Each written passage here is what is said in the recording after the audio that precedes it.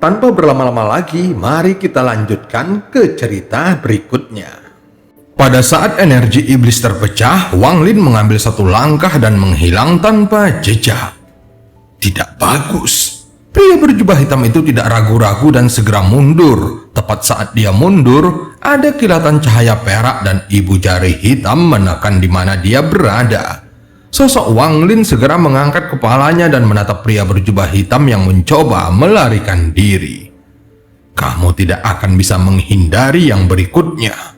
Kamu bukan anggota sekte pedang Daluo. Kamu adalah murid baru senior Tian Yunji, murid ke-7 divisi ungu Wang Lin. Kata pria berjubah hitam itu dengan dingin. Apa yang kamu gunakan mungkin adalah mantra terlarang dari kematian yang membuatmu terkenal selama perayaan ulang tahun.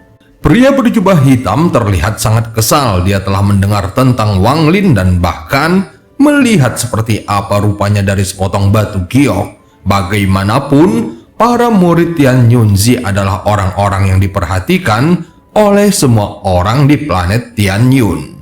Terutama Wang Lin, kemunculannya tiba-tiba mengejutkan semua orang. Jika bukan karena murid ke-6 yang tiba-tiba kembali dan mengalahkan Wang Lin karena memiliki kultivasi tingkat ascendant, maka gelar murid sejati akan menjadi miliknya.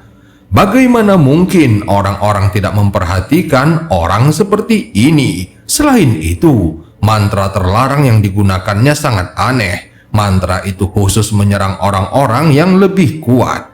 Dengan begitu, bagaimana mungkin orang-orang tidak memberikan perhatian ekstra kepadanya?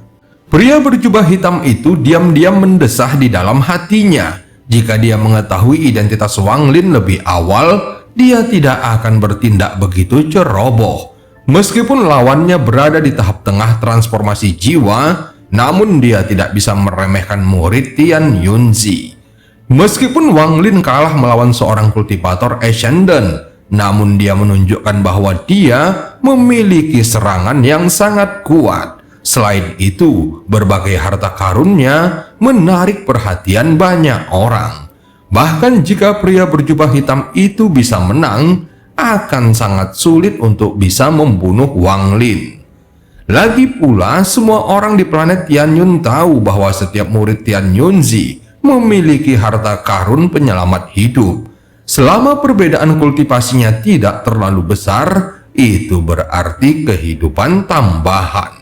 Pria berjubah hitam itu diam-diam mengumpat dan segera mundur. Dia tidak yakin bisa mengalahkan orang di depannya. Jadi daripada membuang-buang waktu, lebih baik dia pergi secepatnya. Saat 12 pedang dan api itu tiba, dia menggunakan 2 lapis segel kekuatan hidup untuk memblokir kekuatan kedua mantra itu. Bagaimanapun, pria berjubah hitam itu adalah seorang kultivator kuat di puncak tahap akhir transformasi jiwa.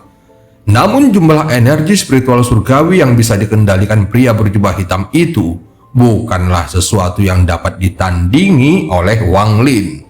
Jadi meskipun Wang Lin menghentikan serangannya, namun salah satu segel kekuatan hidup telah runtuh dan menghilang selamanya.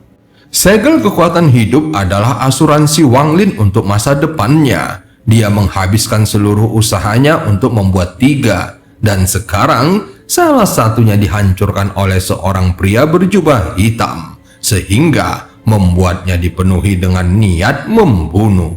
Melihat musuh tidak mau melawan dan malah mundur, tatapan mata Wang Lin menjadi dingin saat dia dengan cepat mengejar pria berjubah hitam itu.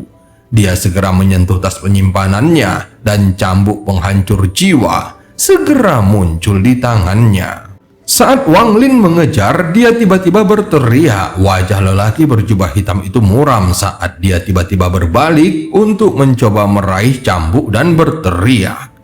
Bocah tak tahu terima kasih. Baiklah, hari ini aku akan memberikan pelajaran menggantikan gurumu. Pada saat tangannya meraih cambuk, 5 titik merah muncul di jari-jarinya. Itu tampak bergerak saat tangannya bergerak dan menciptakan perasaan yang sangat misterius. Jika dilihat dari jauh, tangan kanan pria berjubah hitam itu tidak bergerak, melainkan 5 titik merahnya.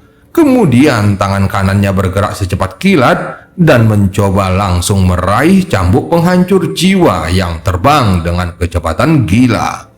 Pada saat dia meraih cambuk itu, 5 titik merah di jarinya bersinar terang. Kemudian titik cahaya kelima itu terhubung bersama untuk membentuk segel bintang 5. Segera pria berjubah hitam itu berteriak.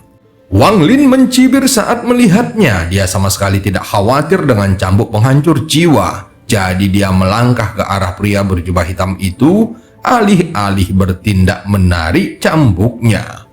Hampir pada saat Wang Lin berteleportasi, tangan pria berjubah hitam itu menyentuh cambuk penghancur jiwa secara langsung.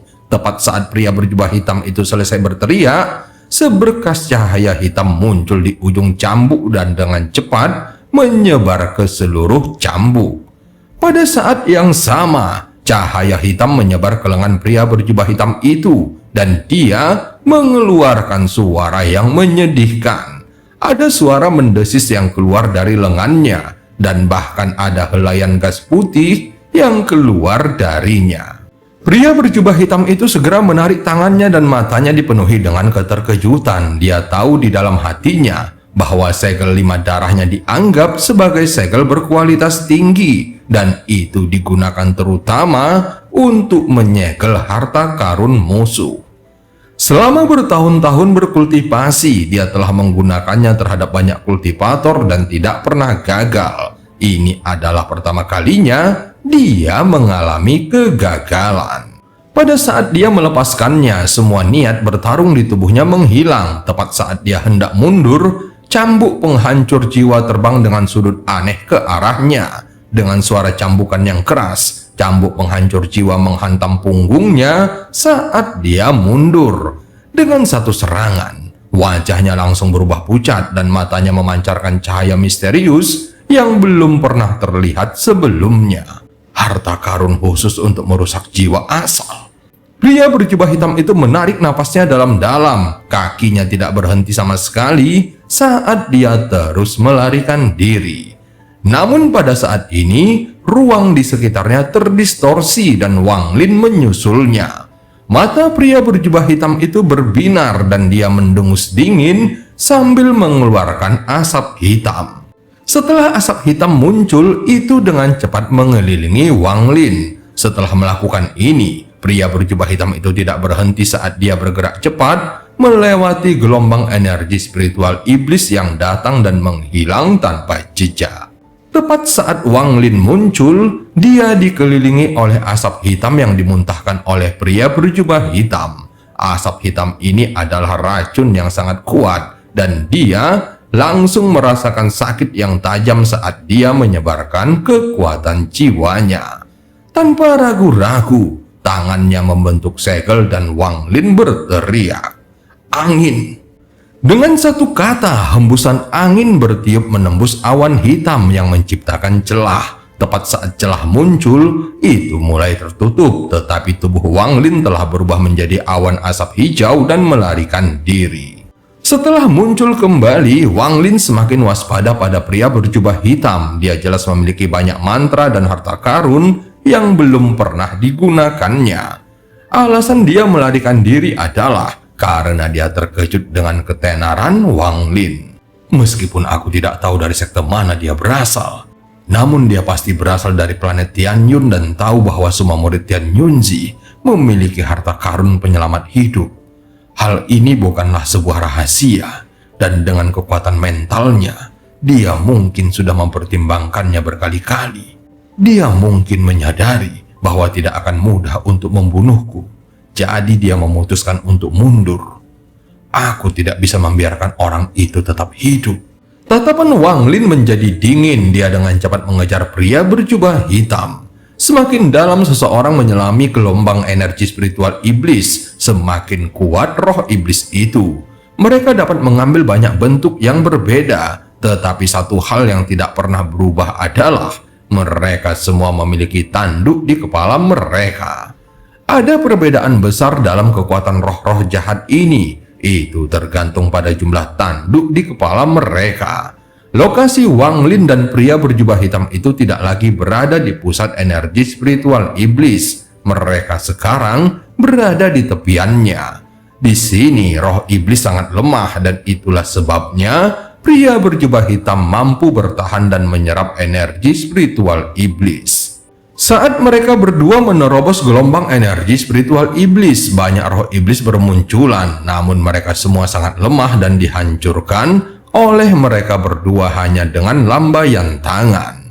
Setiap kali roh jahat mati, sebagian energi spiritual jahat diserap oleh orang yang membunuhnya.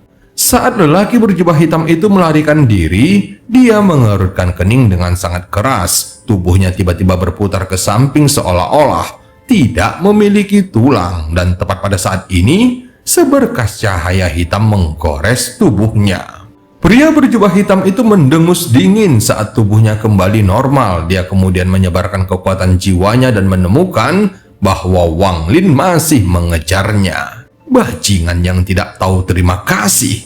Wang Lin ini terus menempel padaku seperti sumsum yang menempel pada tulang. Sangat merepotkan, terutama pedang setengah bulannya. Itu terlalu cepat.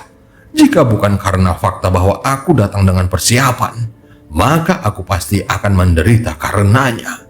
Jika bukan karena fakta bahwa dia memiliki harta yang melindunginya, aku pasti akan membunuhnya dan tidak peduli dari sekte mana dia berasal.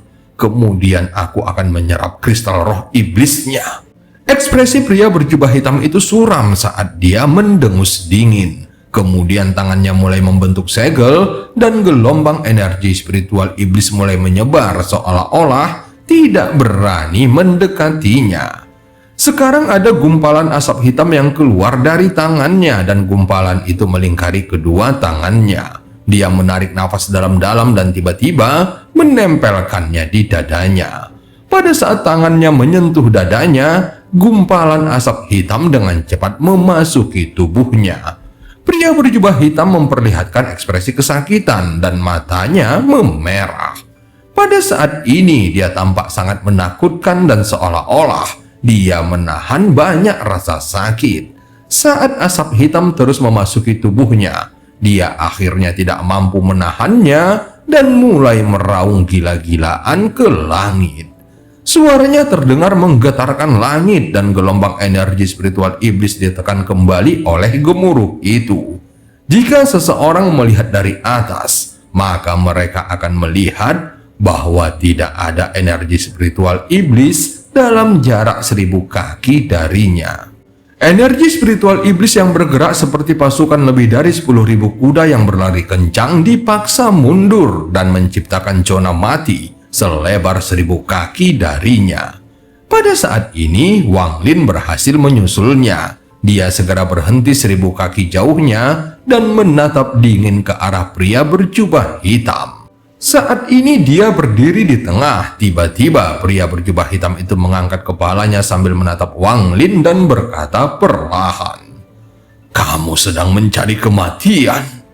Setelah berteriak, dia mengangkat tangan kirinya dan menunjuk Wang Lin. Segera, untaian gas hitam mulai keluar dari tangan kirinya seperti tentakel. Iblis terlarang, hantu surgawi keempat muncul. Setelah itu, ekspresinya yang menyakitkan terlihat semakin kuat. Matanya menjadi semakin merah dan pembuluh darahnya mulai menonjol di sekujur tubuhnya. Tonjolan itu bergerak ke seluruh tubuhnya yang membuatnya tampak sangat aneh. Seolah-olah ada kekuatan misterius yang tak berujung keluar dari dadanya dan dari lengan kanannya ke lengan kirinya. Tentakel hitam itu mulai bergerak cepat hingga membentuk sesosok hantu. Setelah sosok hantu ini muncul, dia mengeluarkan suara gemuruh yang menyebabkan energi spiritual iblis mundur beberapa puluh kaki lagi. Wang Lin juga segera mundur meskipun telinganya tidak bisa mendengar suara asli makhluk itu, namun dia bisa mendengar suara gemuruh yang ingin menghancurkan langit dengan jiwa asalnya. Saat berikutnya, pria berjubah hitam itu berteriak, "Lepaskan!" Meski hanya satu kata, suaranya terdengar bergetar yang menunjukkan dia sedang menahan rasa sakit. Hanya dengan satu kata, sosok hantu itu menyebar dari lengan pria berjubah hitam. Sosok hantu memancarkan cahaya misterius saat menatap Wang Lin. Kemudian dia bergegas menyerbu ke arahnya. Mata Wang Lin berbinar melihatnya, dan dengan satu pikiran pedang surgawi melesat di hadapannya. Dengan satu tebasan, pedang surgawi itu mengeluarkan gelombang energi pedang. Namun sosok hantu itu membuka mulutnya dan mengeluarkan energi pedangnya. Adapun pedang setengah bulan langsung menyerang sosok hantu itu tanpa menimbulkan kerusakan apapun. Ketika pedang setengah bulan mencoba menyerang pria berjubah hitam, tentakel hitam itu saling terkait, kemudian membentuk lapisan pelindung tebal yang mencegahnya terbang ke dalam.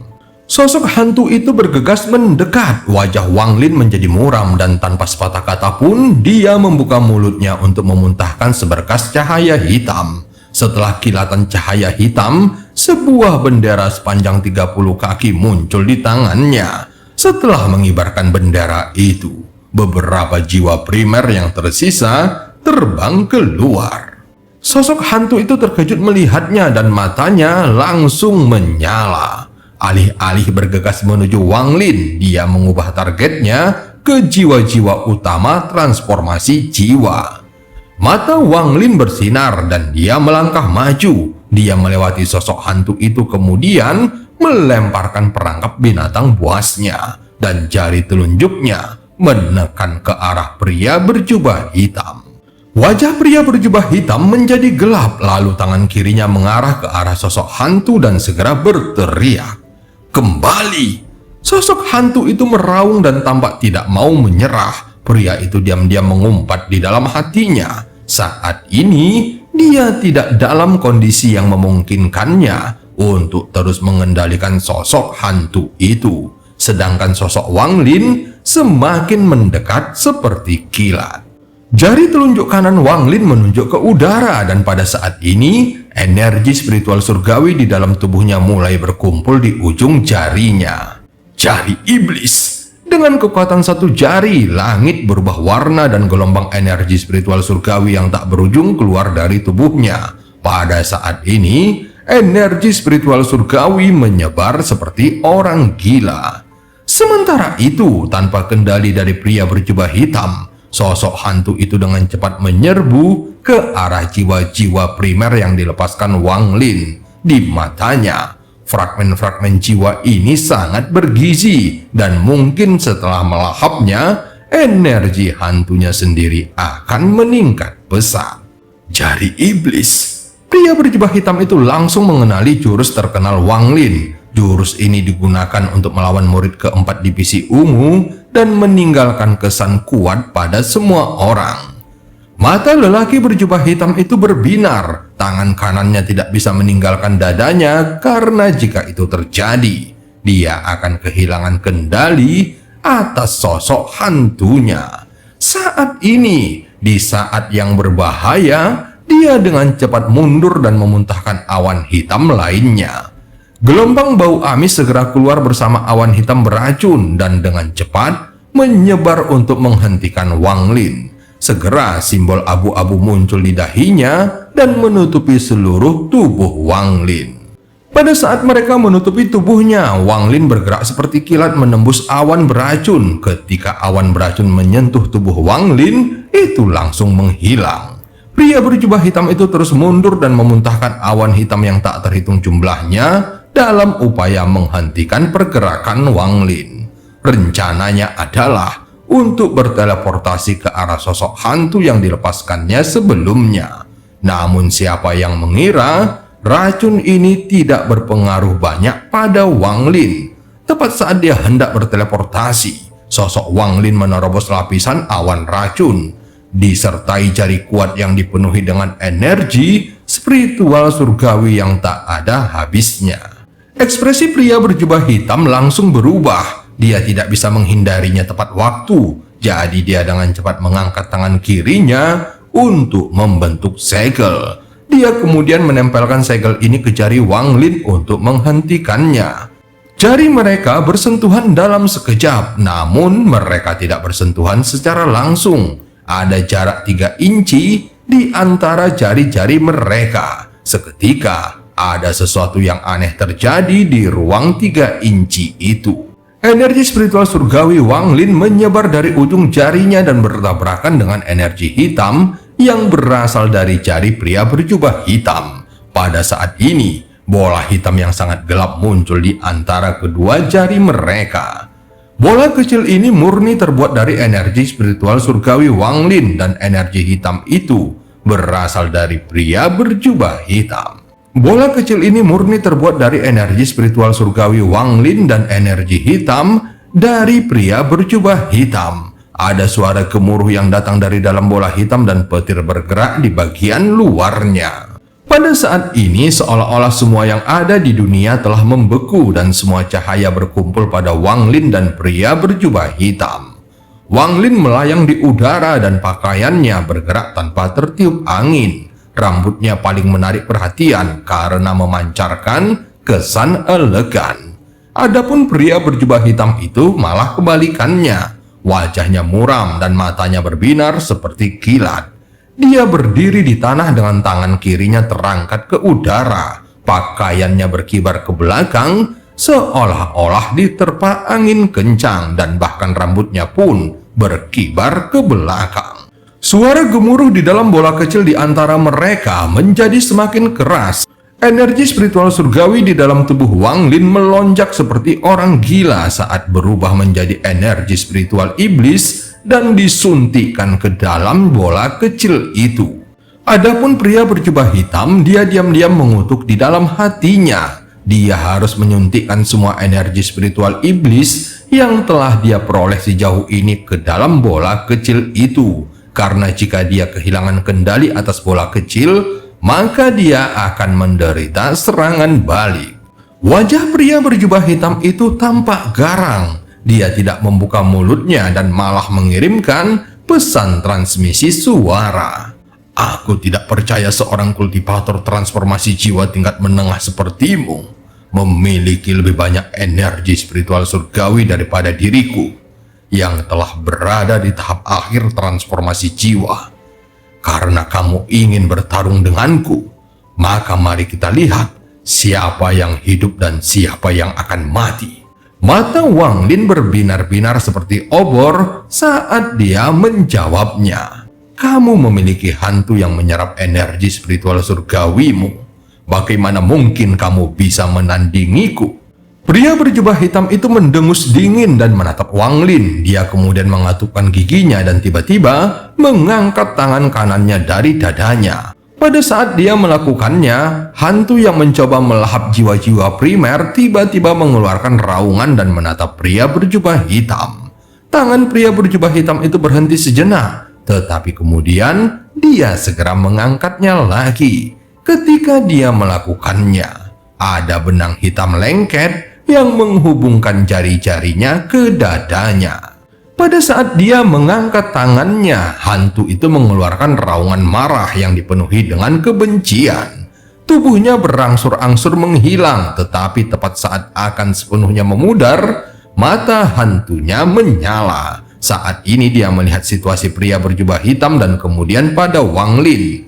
Dia tampaknya telah membuat keputusan tertentu, dan sebelum menghilang, gelombang cahaya hitam keluar dari tubuhnya.